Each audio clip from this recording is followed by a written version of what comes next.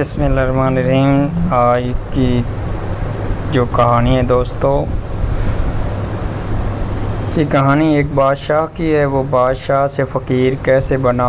عرب کی وہ کسی ریاست کا بادشاہ تھا جس کا نام حضرت ابراہیم ابن ادم تھا۔ وہ ایک رات اپنی خوابگاہ میں سویا تھا تو اس نے دیکھا کہ محل کی چھت پر کسی کے چلنے کی آواز آئی تو جاگ گیا، اور اس نے جب محل کی چھت پر دیکھا کہ کچھ لوگ چل رہے ہیں تو آپ ان سے مخاطب ہوئے اور پوچھا کہ بھائی آپ اس وقت محل کی چھت پر کیا کر رہے ہو؟ انہوں نے کہا کہ ہم اپنے اونٹ کی تلاش کر رہے ہیں۔ تو آپ نے ان سے کہا کہ آپ بے وقوف تو نہیں ہیں کہ محل کی چھت پر آپ اونٹ تلاش کر رہے ہو؟ تو وہ شخص بولا اور اس نے کہا کہ بے وقوف تو آپ لگ رہے ہو، سونے کے بستر پر حق کی تلاش کر رہے ہو۔ تو اس وقت بادشاہ کو سمجھ آ گئی۔ تو جب صبح ہوئی تو آپ نے اپنی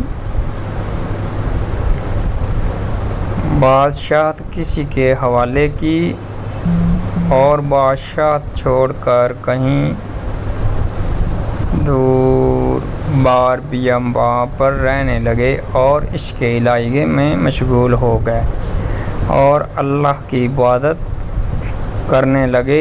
ایک دن آپ دریا کے کنارے پر بیٹھے اپنی گودڑی سلائی کر رہے تھے کہ ایک شخص وہاں سے گزرا اور اس نے آپ کو پہچان لیا اور آپ سے مخاطب ہو کر آپ سے مخاطب ہوئے اور کہا کہ آپ وہ بادشاہ ابراہیم ابن ادم ہو نا؟ تو آپ نے فرمایا جی میں وہی ہوں۔